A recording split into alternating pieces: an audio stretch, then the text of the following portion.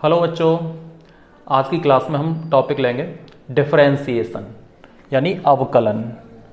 बच्चों, डिफरेंशिएशन क्या होता है? जैसे कोई फंक्शन y बराबर एफ एक्स दिया हुआ है, यहाँ जो x होता है ये स्वतंत्र चर होता है यानी इंडिपेंडेंट वेरिएबल, और जो y होता है वो परतंत्र या आश्रित चर होता है यानी उसे कहते हैं हम डिपेंडेंट वेरिएबल, क्योंकि ये x की वैल्यू पर डिपेंड करेगा। अब हम बताएंगे डिफरेंशिएशन क्या है। तो डिफरेंशिएशन को हम रेट ऑफ चेंज यानी परिवर्तन की दर भी कहते हैं। इसे आप ऐसे समझ सकते हो कि x के सापेक्ष y के मान में परिवर्तन की दर, उसे हम कहेंगे अवकलन या डिफरेंशिएशन।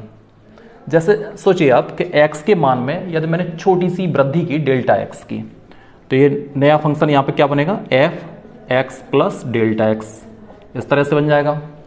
बाकी जब x के मान में वृद्धि की तो निश्चित y के मान में कुछ परिवर्तन होना चाहिए। तो मान लिए y के मान में डेल्टा y की वृद्धि हो गई, तो यहाँ पे मैं लिख देता हूँ y प्लस डेल्टा y, इस तरह से। ये इक्वेशन सेकंड। अब हम क्या कर रहे हैं, इक्वेशन सेकंड से फर्स्ट को घटा रहे हैं यानी इक्वेशन सेकंड माइनस फर्स्ट। यहाँ पे लिख देते हैं equation second minus equation first, इस तरह से। बच्चों, लेफ्ट में से लेफ्ट घटाएंगे तो देखिए y से y कैंसिल होगा, क्या बचेगा, डेल्टा y। यहाँ पे क्या बचेगा, F x plus delta x minus f x. यहाँ डेल्टा वाई क्या हो गया, वाई के मान में परिवर्तन आ गया, लेकिन हमने बताया एक्स के सापेक्ष में चाहिए, एक्स के रेस्पेक्ट में परिवर्तन चाहिए। तो हम क्या करेंगे, दोनों ओर डेल्टा एक्स से डिवाइड कर देंगे। ये डेल्टा एक्स से हमने डिवाइड कर दिया। अब बच्चों यहाँ पे ये जानना जरूरी है, डेल्टा एक्स जो है ना, ये एक्स में बहुत ही अल्प परिवर्तन है, बहुत थोड़ा सा परिवर्तन है। तो इसे हम यहाँ पे ऐसे लिख सकते हैं, limit delta x tends to zero, limit delta x tends to zero. इधर भी लिख देते हैं यहाँ पे limit delta x tends to zero. तो ये जो दिखाई दे रहा है ये delta y upon delta x, ये आ गया वाई के मान में परिवर्तन की दर, एक्स के सापेक्ष वाई के मान में परिवर्तन की दर। इसी को हम कहते हैं डेरिवेटिव्स यानी डी वाई डी एक्स, यानी ऐसे d d x of y, जो कि हमें चाहिए था। इधर हम क्या करेंगे बच्चों, जो डेल्टा एक्स है उसकी जगह पे हम h पुट कर देते हैं, क्योंकि डेल्टा x में कभी कभी कंफ्यूज हो जाते हैं बच्चे, वो डेल्टा अलग समझते हैं जबकि x अलग समझते हैं। तो इसलिए हम उसे h लिख देते हैं। तो क्या हो जाएगा, ये limit h tends to zero f x plus h minus f x upon h. तो ये आपका फाइनली रूल आ गया। इसे बोलते हैं फर्स्ट प्रिंसिपल रूल, प्रथम सिद्धांत का नियम या सूत्र। इसी सूत्र से सभी फॉर्मूले बनेंगे, तो इसलिए इसे जनक सूत्र भी कह देते हैं। तो बच्चों, ये था अवकलज का पहला सूत्र। अब इससे अन्य जो फॉर्मूले हैं वो हम लिख के दिखाते हैं। बच्चों, आपके सामने ये फॉर्मूले हैं, आप इन्हें लिखते जाइए और साथ ही साथ नोट करते जाइए, और इन्हें बहुत अच्छे से आपको याद कर लेना है।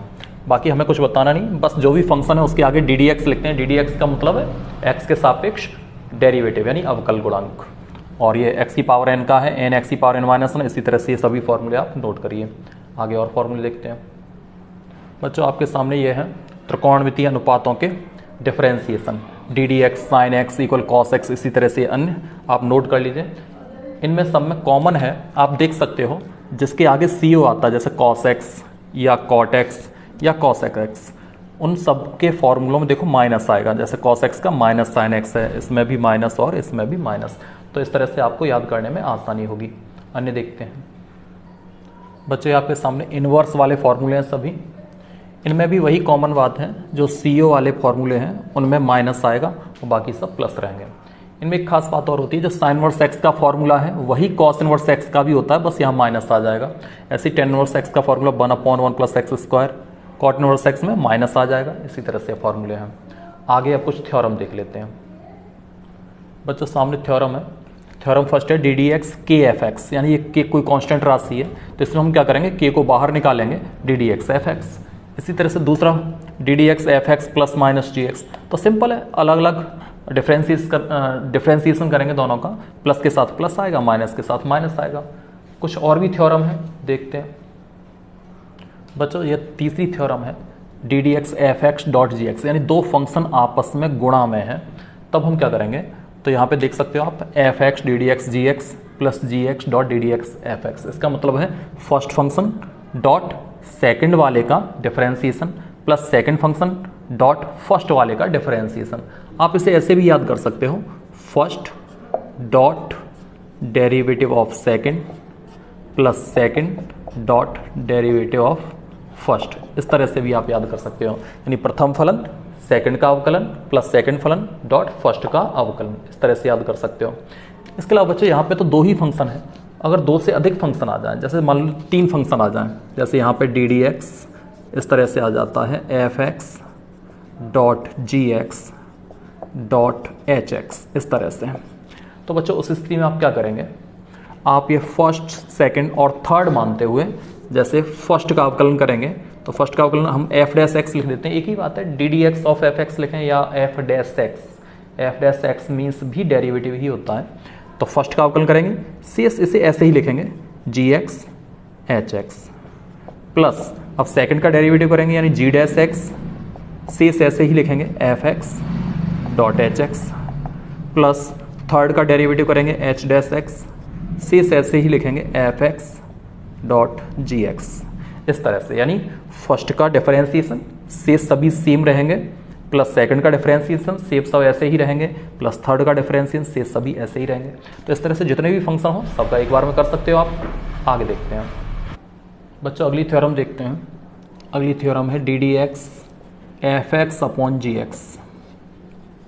बच्चों इसमें हम क्या करेंगे, इसमें हम अंश बटे हर से भी, यानी न्यूमरेटर अपॉन डिनोमिनेटर इस तरह से भी याद कर सकते हो, या इस तरह से हम लिखते हैं g x dot d d x of f x minus f x dot d d x of g x upon g x का स्क्वायर। इस तरह से याद करने में सुविधा हो उसके लिए आप ऐसे भी याद कर सकते हो, इसे अंश समझें, अंश आप चाहो तो इसे और इसे हर, इसे आप न्यूमरेटर और इसे डिनोमिनेटर इस तरह से भी लिख सकते हो आप संकेत में। अब इस तरह से समझेंगे, हर डॉट डी डी एक्स अंश माइनस अंश डॉट डी डी एक्स हर अपॉन हर का स्क्वायर। जो बच्चे अंश और हर नहीं समझ पा रहे हैं वो ऐसे समझें, ये न्यूमरेटर और ये डिनोमिनेटर, और इस तरह से आप समझ सकते हैं इस फॉर्मूले को या थ्योरम कहें। आगे और देखते हैं बच्चों, जब कभी फंक्शन की पावर फंक्शन आए, जैसे इस तरह से y equal to f x की होल पावर जी एक्स, इस तरह से, यानी फंक्शन की पावर फंक्शन है, तो इस स्थिति में आप लॉग लेकर अवकलन करेंगे। जैसे इसमें दोनों लॉग लेंगे तो क्या हो जाएगा, लॉग बाई, इधर लॉग लेंगे तो आप समझ रहे होंगे लॉग एम की पावर एन क्या होता है, एन लॉग एम, तो हो जाएगा जी एक्स लॉग एफ एक्स, इस तरह से हो जाएगा बच्चों। इसके बाद इसे डिफ्रेंशिएट करेंगे एक्स के रेस्पेक्ट में, तो क्या हो जाएगा, लॉग वाई का किस तरह से करेंगे, 1 upon y dot d d x of y. इसे अभी चैन रूल द्वारा बताएंगे, जो चैन रूल अभी समझाएंगे उसमें बताएंगे लॉग वाई का किस तरह से करते हैं। जैसे लॉग एक्स का 1 अपॉन एक्स होता है ना, इस तरह से इसका 1 अपॉन वाई, लेकिन वाई का फिर से करेंगे तो d d x of y equal, इसका फर्स्ट इंटू सेकेंड से कर देंगे। फिलहाल इसे हम ऐसे ही छोड़ देते हैं, डी डी एक्स ऑफ, इसे ऐसे ही छोड़ देते हैं g x log f x, इस तरह से। हमें डी वाई डी एक्स चाहिए या कहें d d x of y चाहिए, कि बाई जो अपॉन में ये कहाँ जाएगा, इधर मल्टीप्लाई में जाएगा, तो by multiplied by d d x g x log f x, इस तरह से हो जाएगा। यहाँ बाई की वैल्यू पुट करेंगे तो फाइनली क्या हो जाएगा, बाई की वैल्यू पुट करें तो ये हो जाएगा एफ एक्स की होल पावर जी एक्स, और इस तरह से जी एक्स लॉग, यहाँ पे सॉरी डी डी एक्स आएगा तो d d x g x log f x. तो इसे आप फॉर्मूले के तौर पे याद कर लेंगे। जब इसे फॉर्मूले के तौर पे याद करेंगे तो बहुत बड़े बड़े क्वेश्चन आसानी से सॉल्व हो जाएंगे, क्योंकि जब भी फंक्शन की पावर फंक्शन आती है तो इस तरह से बहुत लंबा क्वेश्चन हो जाता है, और जब ये तुम फॉर्मूला याद कर लोगे आप तो क्वेश्चन बहुत जल्दी से हो जाएगा। जैसे अब सीधे सीधे फॉर्मूला बन गया, सीधे आप करेंगे d d x of y equal function की पावर फंक्शन ऐसे कैसे रखेंगे, बाकी डी डी एक्स इसका लॉग लेंगे तो g x log f x, answer आ जाएगा सीधे सीधे।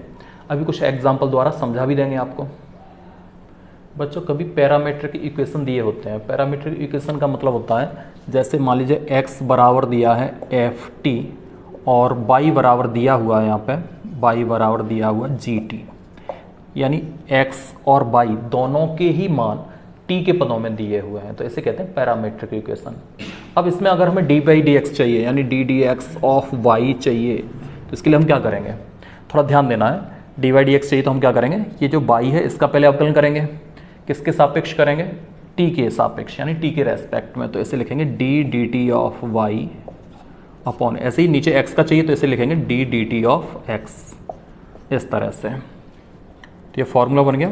इस तरह से इस फॉर्मूले से पैरामीट्रिक इक्वेशन करेंगे। जैसे एक छोटा सा एग्जांपल लेते हैं, जैसे मान लीजिए दिया है x बराबर 80 स्क्वायर और y बराबर दिया है मान लीजिए 280, इस तरह से, और आपसे ये डी वाई डी एक्स पूछा है, तो हम क्या करने जा रहे हैं, डी वाई डी एक्स, ये फॉर्मूला आपके सामने लिखा ही है।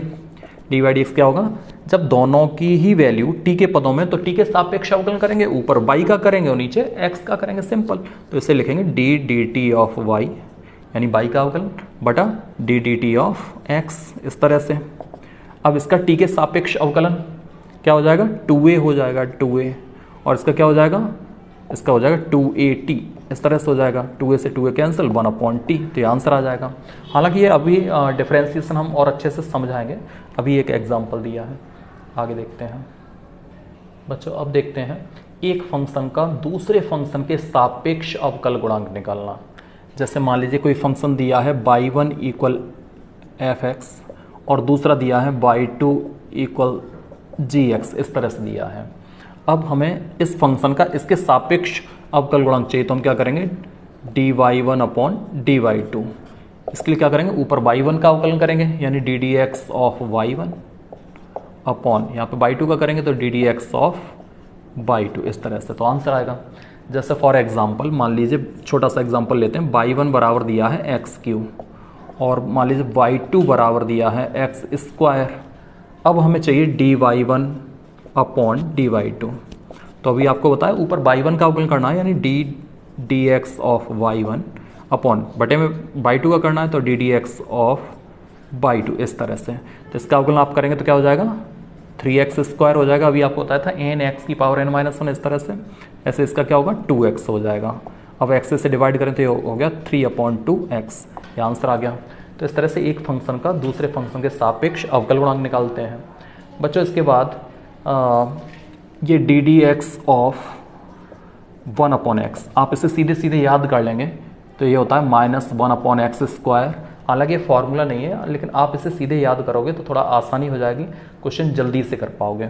इसी तरह से एक दूसरा और लिख देते हैं यहाँ पे, ddx ऑफ √x, तो इसका होता है 1/2√x, तो आप इसे सीधे याद कर लें। तो बच्चों इस वीडियो में हमने सभी फॉर्मूले आपको बता दिए। अब नेक्स्ट वीडियो में इन पर आधारित सभी क्वेश्चन समझाते हैं, किस तरह से आपको क्वेश्चन अटेम्प्ट करने हैं।